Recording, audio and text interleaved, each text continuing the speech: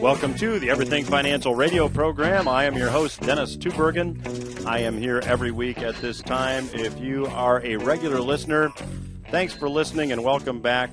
If you're a new listener, this is the program where every week at this time we talk about the economy, issues in the economy that could affect your nest egg, and strategies that you might consider. And we have a terrific program lined up for you today. On today's program, I have Mr. Jeffrey Tucker.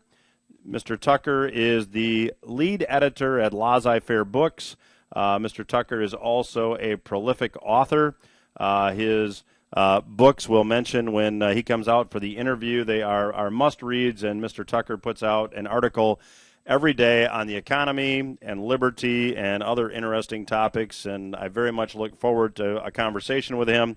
Very colorful guy. In fact, you may have seen him on Stossel this last Thursday night. I have some interesting things to talk about, namely the last employment report. The Department of Labor reported the economy gained 195,000 jobs in June, which beat the expectations of many economists. However, what the report does not show is the number of folks working part-time. Also, on the employment topic, I am going to have a quiz for you in the second segment of today's program. I'm going to ask you to name America's largest employer and second largest employer. Now, you can probably name the nation's largest employer. They're a huge retailer. I'll give you a hint. But the second largest employer in the country may surprise you. We'll talk about that in the second segment of today's program. And Europe continues to experience economic pain and deflation. We've talked about Greece. We've talked about Spain. Today we're going to talk about Portugal. Europe is in what can only be described as a deflationary depression. How might you be affected? We'll explore that question. Also, bonds. On last week's program, I talked about the fact that nearly $80 billion left bond funds during the month of June. And according to my research, a lot of it has been deposited into cash accounts. So what does this mean for bonds and bond funds, and how might you be affected? We'll talk about that in the last segment of today's program. And then finally, a New York Times piece this past week that is really must-read for anyone that does business with an insurance company. A gentleman by the name of Benjamin Lawsky, who is New York Superintendent of Financial Services, issued a report this past week which revealed some transactions that some insurance companies are engaging in that make them look richer or more solvent than they really are. And I'll tell you what you need to know about that in the last segment of today's program. Let me remind you that if you would like to listen to any of the interviews we have with our guest experts, including Mr. Tucker, who will join us here in just under a minute, you can go to everythingfinancialradio.com and click on the archive tab. Or if you'd like, you can go to the iTunes store and search under Everything Financial Radio. Also, our new retirement rules class, where we talk about macroeconomics, we talk about economic history and what we feel might be lying ahead, economically speaking, and what it might mean for you and your nest egg. The new retirement rules class is sold out for the entire summer. Our next class will be held in September. So if you'd like some information, just go to newretirementrules.com. Newretirementrules.com is the website. You can register there while capacity remains, or just nose around and get some more information if you'd like. I am pleased to have back on the program today Mr. Jeffrey Tucker. Mr. Tucker heads Laissez-Faire Books. He is the author of It's a Jetsons World, Private Miracles and Public Crimes, as well as Bourbon for Breakfast, Living Outside the Status Quo. And Jeffrey, terrific to have you back on the program today. Thanks for joining us. That's really good to be here. Thank you for inviting me. Well, Jeffrey, let me jump in because we talked briefly before we started to record today. And certainly when you take a look at what's going on, not only here in the United States, but worldwide with regard to monetary policy, it seems that it's a good thing we print money digitally today or we wouldn't have any trees left. What's your take on what's happened as far as easing is concerned, and what kind of benefit are the citizens of the country getting for this policy? I have an article up today on laissez-faire that's called Money Can and Should Be Private Property. And this is an intriguing sort of idea because we're used to the idea that government should not just manage money but actually own it. and it should sort of be public property. And this idea has been around for essentially 100 years because it was in 1913 that the Federal Reserve was created. This was a major decision in the history of the United States, really in the history of the world, because what it said is we're going to take money away completely from private ownership, from the market economy, and make it a socialist, nationalist, fascist institution. That was 100 years ago with the creation of the Federal Reserve. The government took possession of the money in an ownership sense and then licensed its control out to a kind of a private banking cartel. And 100 years later, the results are in. And we've seen improvements in every product or service you can think of, from communication, transportation, to agriculture and food and clothing, and you name it. We're living in a Jetsons world, as I've said many times, except in the area of money. We've got this antique institution that's not changed at all in 100 years. And in fact, it actually has changed. We've gotten far, far worse. So our money today is devalued radically. It's worth about 5 cents, on what was once a dollar.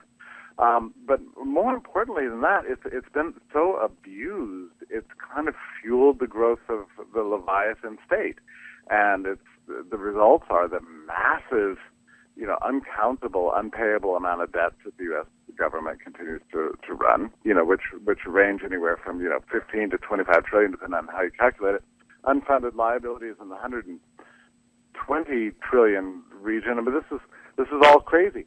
And my point is that this is all a result of having socialized or nationalized the money stock completely unnecessarily, and it took it out of the realm of innovation and market economics. And we're paying a very serious price for this today. Jeffrey, let me follow up on that because if you'll notice, you probably noticed just a few weeks ago when Ben Bernanke even hinted that he was going to taper easing, we saw a spike in the bond market. I think I read a Bloomberg article that was published in December that said the Fed is buying approximately 90% of all newly created government debt.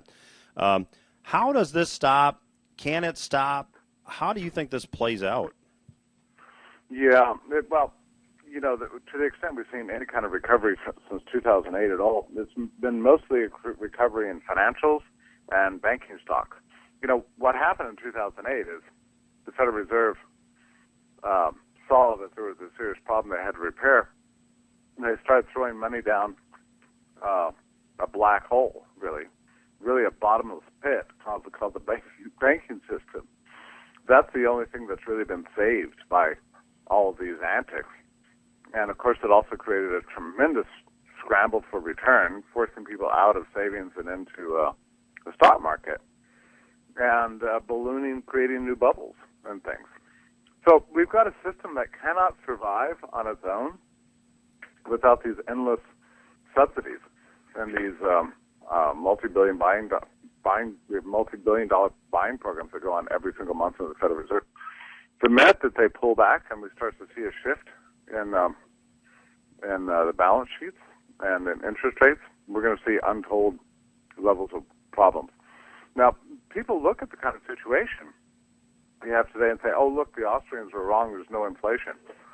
Well, there's not been direct price inflation, and that's mainly because of the deleveraging that's been going on. That's entirely expected. But what we are seeing is massive distortions having been created. The banking system should have been flushed out, completely. Huge institutions should have been toppled. Instead, we've seen a vast consolidation and a shifting of the emphasis of banking away from doing banking kind of stuff to doing entirely financial market play. So we're seeing a ballooning of the whole financial sector again, just like it was in the late 2000s. So we could see a repeat of the 2008 situation, but it could be far worse. Either way, we are going to pay the price one way or the other. Jeffrey, it's interesting you say we could see a repeat because when you look at debt levels have actually not gone down all that much. And when you look at derivatives held worldwide here in the U.S., they're actually higher than they were in 2008. So did Dodd-Frank, did this regulation that was supposedly going to protect us from another financial meltdown, did it do anything in your opinion? And we have about 2 minutes left. kind of locked up the banking system, so it's not really accessible anymore to you and me. And it took what was already a nationalized money and made it a more nationalized banking system than ever. Dodd-Frank, combined with already risk-averse lenders and borrowers, have cartelized the system even more, to the point that I think it's essentially irreparable. And Bernanke knows this. He knows the system is on a constant life support, and that if he pulls back at all, there's going to be a major problem. I mean, they worry about a financial meltdown as much or more than you or I do. That's why they're going to such extremes to try to sustain the system. Everyone knows it's not healthy. Everyone knows it's unsustainable. But people just keep trying to, kick the can further and further down the road. But eventually reality is going to reassert itself again. And this is why I think we need to get really busy looking at alternatives to the dollar. So, Jeffrey, we're going to continue this conversation in the next segment. In the time we have left, if someone wanted to pick up one of your books or learn more about your work, what would you have them do? I'll just tell them to drop over to the Laissez-Faire Club, lsb.org. You can join the club and get, by now, about 50 free books, actually. That's a really cool thing. And lots of reports on everything from taxes to the NSA to Bitcoin. Sounds terrific. Well, we will continue our conversation with Mr. Jeffrey Tucker in the next segment when Everything Financial Radio returns. Stay with us.